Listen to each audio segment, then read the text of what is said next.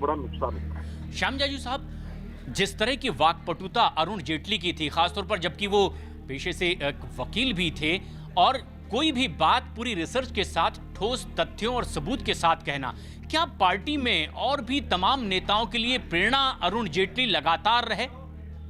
निश्चित रूप से मीडिया में जाने वाले हमारे सभी प्रवक्ताओं की टीम हो या हमारे पार्टी के महामंत्रियों की टीम हो, सबको कोई विषय सुलझाकर ठीक शब्दों में आर्गुमेंट करना और ठीक ढंग से वो प्रस्तुत करना, ये उनकी खूबी रही है। कोई भी विषय, जटिल विषय आसान कर कर बताना, आर्गुमेंट से लोगों को कन्विंस करना और उसको लॉजिकल एंड तक ले जाना, ये उनकी विशेषता थी।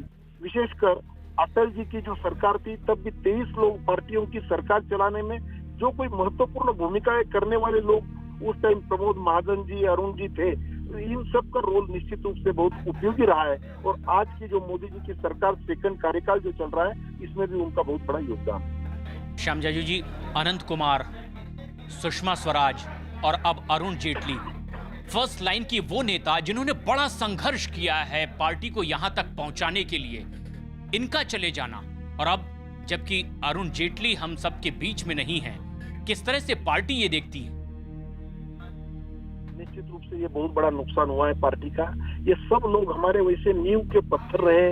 पार्टी का दो सांसदों से लेकर आज की सत्ता में आना, 18 राज्यों में सत्ता चलाना और देश की सबसे बड़ी पार्टी होना, इसमें सुषमा जी हो, अनंत कुमार जी हो, पर्रिकर जी हो या इनका हो, ये सब लोगों का बहुत बड़ा योगदान रहा है। निश्चित रूप से जनसंघ के जमाने से जब पार्टी को संघर्ष करना पड़ता था, तब से लेकर आज तक इन सब का बहुत बड़ा योगदान है, उसको कोई नकार नहीं सकता। शुक्रिया श्याम जाजू। बीजेपी नेता वे कह रहे हैं कि जब संघर्ष का दौर था, ये उस समय के नेता, और आज आखिरकार अरुण जेटली का निधन हुआ जिनका एम्स में उपचार चल रहा था।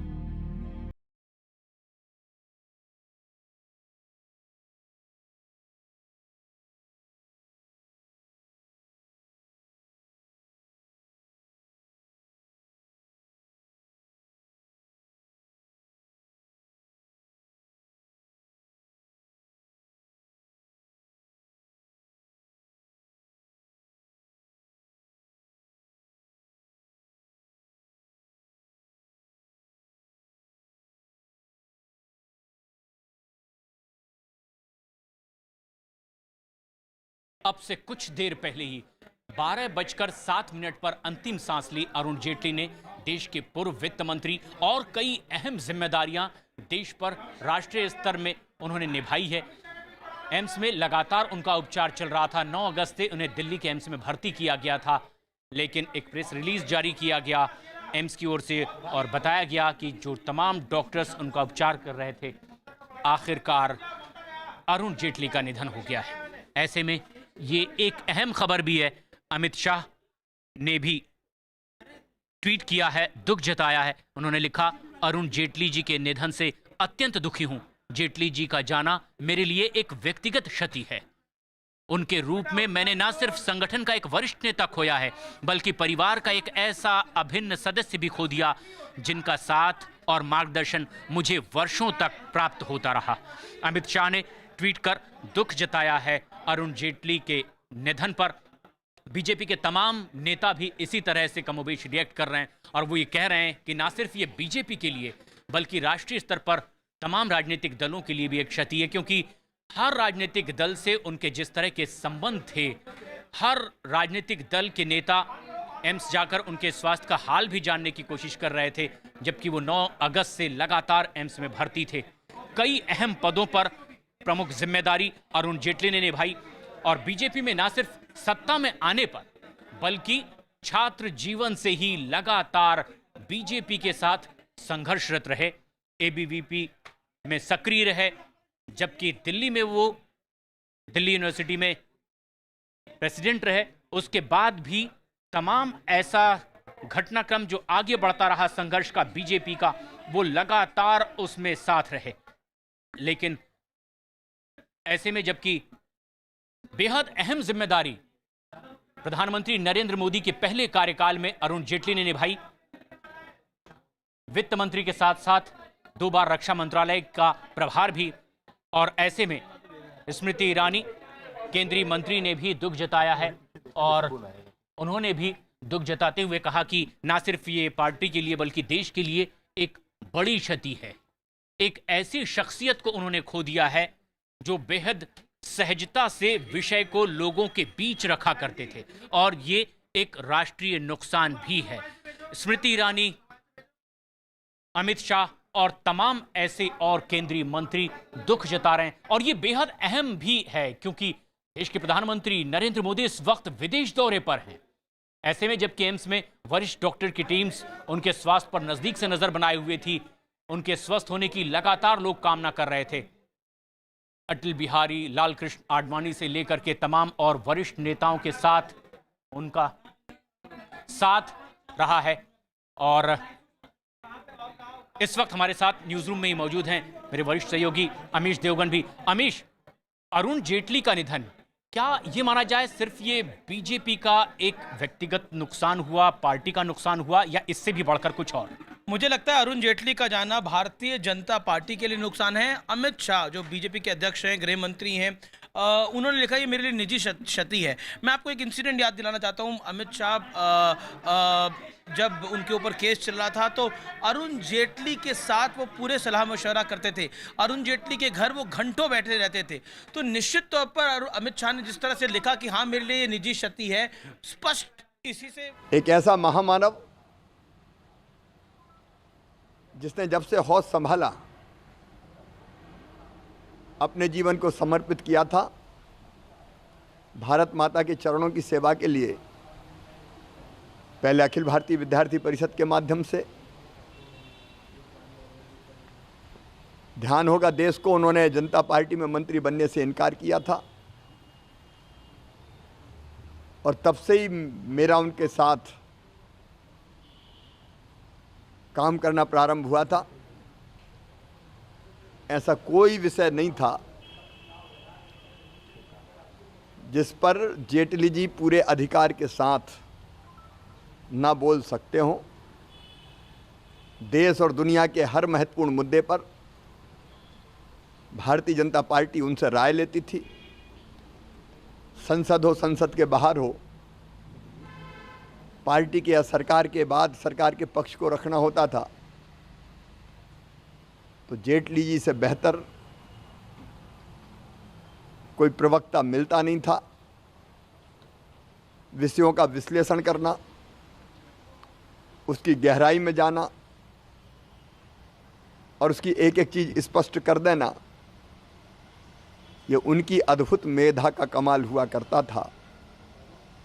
भारतीय जनता पार्टी को खड़ा करने में जेटली जी का अतुलनीय योगदान है। 2003 में वो मध्य प्रदेश के प्रभारी थे। भारतीय जनता पार्टी की सरकार को बनाने के लिए जो काम उन्होंने किया था वो अद्भुत था। पहले कोई कल्पना नहीं करता था कि बीजेपी की सरकार यहाँ बन जाएगी। पार्टी में हमेशा वो फैसले करते थे मेरिट के आधार पर। व्यक्तिगत संबंध मेरिट पर कभी हावी नहीं हुए। लगातार उन्होंने नैतिक मूल्यों की राजनीति की और जो काम मिला उसको अद्भुत ढंग से उन्होंने संपन्न किया। एक नहीं अनेकों स्मृतियां हैं, यादें हैं। कैंसर जैसी महाभयंकर बीमारी से जूझते हुए वो इतने फक्कड़ थे कि हमारी राष्ट्रीय चुनाव समिति की बैठकों में रात को 2-2 बजे तक बैठे, और जब वो बैठते थे तो माहौल को बहुत सरल और सहज कर देते थे। लगता ही नहीं था कि वो इतनी बड़ी बीमारी से जूझ रहे हैं। हमें उम्मीद थी कि वो मौत से लड़कर लौटेंगे। अंतिम क्षण तक वो ब्लॉग लिखते रहे, ट्वीट करते रहे, सोशल मीडिया पे सक्रिय रहे। कोई मृत्यु सैया पर पड़ा हो और धारा 370 के बारे में, कश्मीर के बारे में, देश के महत्वपूर्ण मामलों के बारे में वहीं से अपनी राय प्रकट करते हो और देश का मानस बनाने की कोशिश करते हो, ऐसा जीता जागता महापुरुष मैंने तो नहीं देखा।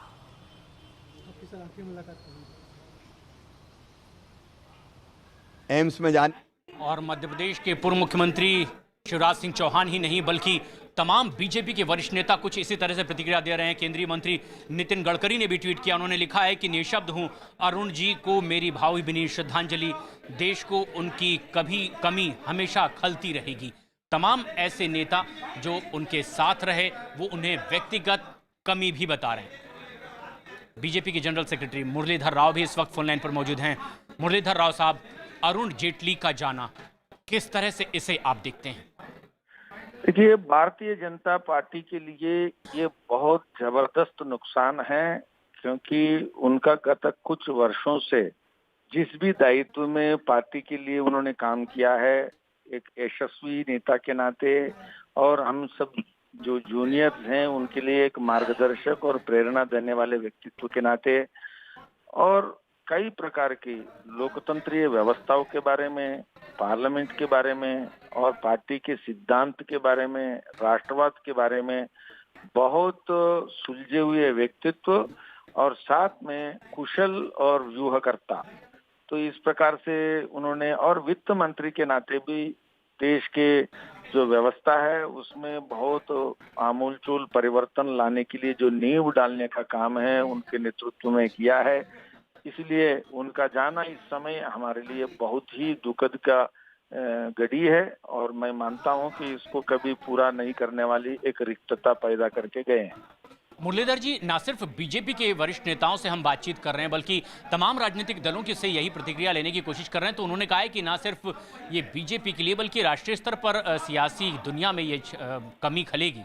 और क्या वाकई इस तरह का संबंध उनका था तमाम राजनीतिक दलों से कि हर कोई इसे देखता है कि ये आदर्श रवैया होना चाहिए हर राजनीतिक दलों से संबंध का?